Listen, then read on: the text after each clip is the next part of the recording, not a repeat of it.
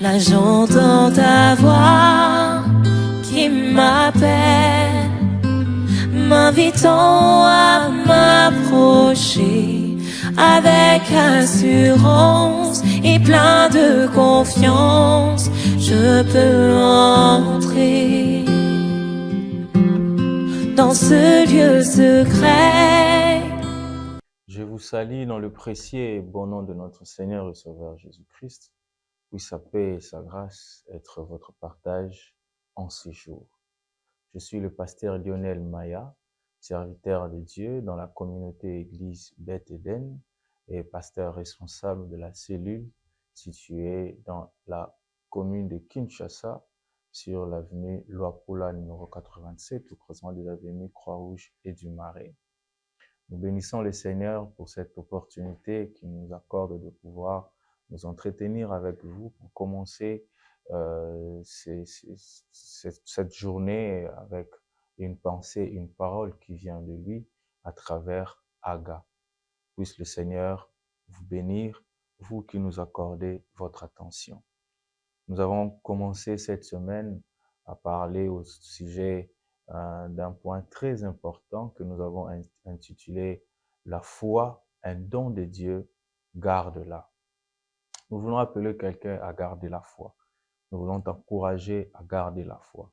Cette force, cette puissance, cette énergie que Dieu t'a donnée pour pouvoir te mettre sur un projet, sur quelque chose, ne renonce pas à cela.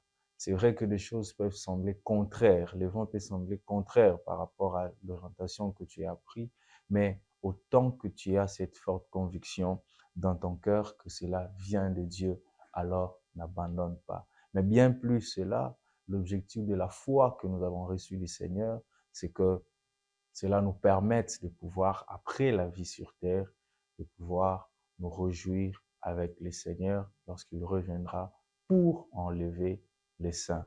Car ce ne sont pas des histoires, ce sont des choses réelles, des choses vivantes. Car si un mot existe, je pense que c'est parce que ces choses est réellement existante.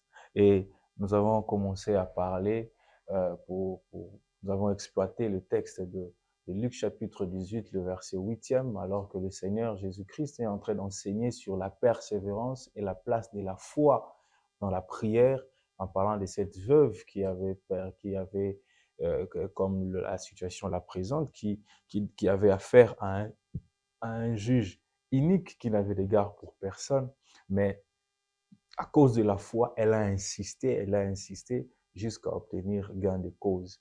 Et le Seigneur nous montre par l'apôtre Paul que la foi que nous avons en lui, ce n'est pas le fruit de nos efforts, mais c'est par grâce et c'est un don que nous avons reçu de Dieu. Et parce que la foi est un don, il est important que nous sachions considérer tout le contour de celle-ci de manière à ce qu'elle soit une vérité qui va au-delà de ce que nous pouvons simplement penser parce que humainement, nous sommes limités. Nous voulons parler aujourd'hui d'un caractère très important qui nous permette de pouvoir avancer, qui nous permette de pouvoir atteindre certains objectifs venant de Dieu et même certains objectifs que nous voulons pour nous-mêmes. Car la parole de Dieu déclare dans Proverbe chapitre 16, le verset 20, que celui qui réfléchit sur les choses trouve le bonheur et qui se confie en l'Éternel est heureux. C'est par la foi que nous croyons que Dieu a créé tout ce qui existe par la puissance de sa parole. Nous allons lire la parole de Dieu dans 2 Timothée chapitre 1er, le verset 3e jusqu'au verset 5e. C'est un texte que nous avons exploité tantôt lorsque nous avons parlé de ce que la foi veut être aussi un héritage. Mais aujourd'hui, nous voulons parler de ce caractère de la foi qui nous amène à réaliser des choses importantes, des choses qui demeurent avec Dieu. Nous avons le Jésus-Christ, c'est Paul qui est en train de parler. Il dit, je rends grâce à Dieu que mes ancêtres ont servi et que je sers avec une conscience pure de ce que nuit et jour, je me souviens continuellement de toi dans mes prières, me rappelant de tes larmes et désirant te voir afin d'être remplis de joie, gardant le souvenir de la foi sincère qui est en toi. Nous allons nous limiter là ce matin. Vous savez, par rapport aux responsabilités que nous avons, par rapport au lieu que nous voulons nous rendre, par rapport à là où nous voulons amener d'autres personnes, il est important que nous sachions vivre une foi qui soit sincère envers Dieu. C'est quoi la foi sincère envers Dieu? La foi sincère envers Dieu, c'est cette foi qui nous amène à pouvoir reconnaître l'autorité, la puissance, la place, la gloire, la royauté de Dieu dans tout ce que nous sommes en train de faire. Parce que cette foi nous amène déjà à pouvoir vivre différemment d'autres personnes, différemment au vu des principes du monde, ceux qui ne sont pas toujours en accord avec ce que nous voulons atteindre comme objectif. Mais la foi que nous devons avoir envers Dieu est une foi qui doit être sincère. Tu es chantre à l'église, tu es intercesseur, tu es chef d'entreprise, tu es subalterne quelque part, tu travailles dans un projet, tu es juge, tu es conducteur de véhicule, tu es enseignant. Tu as ce besoin d'être sincère envers Dieu. Parce que cela déterminera les victoires que tu auras face à différents combats que tu auras, face à différentes choses qui pourront se tenir devant toi. Vous savez, lorsque nous sommes faux, lorsque le vent souffle, nous sommes emportés comme une feuille morte. Mais lorsque nous sommes vrais, le Seigneur Jésus est en train de dire que nous ne devions pas être tièdes. Nous devons savoir nous positionner. Soit nous sommes chauds, soit nous sommes froids.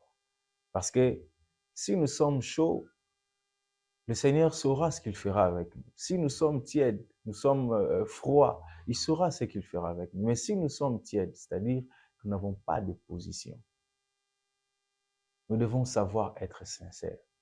Cette sincérité nous appelle à pouvoir reconnaître aussi la grâce de Dieu dans d'autres personnes. Lorsque nous avons la parole de Dieu, nous lisons la parole de Dieu dans le livre de Romains au chapitre 13. À partir du premier verset, il est écrit que toute personne soit soumise aux autorités supérieures, car il n'y a point d'autorité qui ne vienne de Dieu, et les autorités qui existent ont été instituées de Dieu. C'est pourquoi celui qui s'oppose à l'autorité résiste à l'ordre établi par Dieu. À ceux qui résistent, et ceux qui résistent attireront une condamnation sur eux-mêmes. Le verset 4 il dit, le magistrat est serviteur de Dieu pour ton bien. Mais si tu fais le mal, crains, car ce n'est pas en vain qu'il porte l'épée, étant serviteur de Dieu pour exercer la vengeance et punir celui qui fait le mal. Tu t'es dit avoir la foi en Dieu. Comment est-ce que tu vois cet agent de l'État qui vient faire son travail dans ton bureau? Comment est-ce que tu vois ces conducteurs? Comment est-ce que tu vois ces conducteurs de bus? Comment est-ce que tu vois? C'est quoi ton regard sur les autorités politico-administratives de ton pays? Tu as des projets, tu as des choses que tu veux réaliser. Il faut que ta foi soit sincère. Et cela passe aussi par reconnaître l'autorité. Cela passe par reconnaître la grâce particulière que Dieu a fait à telle ou telle autre personne. Parce que cela n'est pas le fruit de nos efforts. En reconnaissant ce que Dieu fait d'autres personnes, tu t'attires aussi, tu attires vers toi la grâce de Dieu qui t'ouvrira des portes. Peut-être qu'hier, tu t'es dit qu'il y a telle chose qui ne marche pas parce que tu as fauté dans tel domaine, dans tel autre domaine. Oui, ne perds pas la foi. Dieu est avec toi. Dieu n'est pas loin de toi. Répare, relève-toi, que ta foi soit sincère devant le Seigneur. La foi que tu as, c'est un don de Dieu. Je prie que le Seigneur de grâce t'accorde de pouvoir contempler cette grâce qu'il t'a donnée afin de te faire accéder à tes lieux élevés. Que ta foi soit sincère. Que ta foi soit sincère quand tu es seul. Que ta foi soit sincère quand tu es avec les gens. Que le Seigneur puisse bénir ta vie. Que le Seigneur puisse bénir ta famille. Que le Seigneur bénisse notre pays. Je suis votre frère, le pasteur Lionel Maya. Et je vous donne rendez-vous à très bientôt pour un autre rendez-vous dans Aga. Que Dieu vous bénisse. Là j'entends ta voix qui m'appelle, m'invitant à m'approcher avec assurance et plein de confiance. Je peux entrer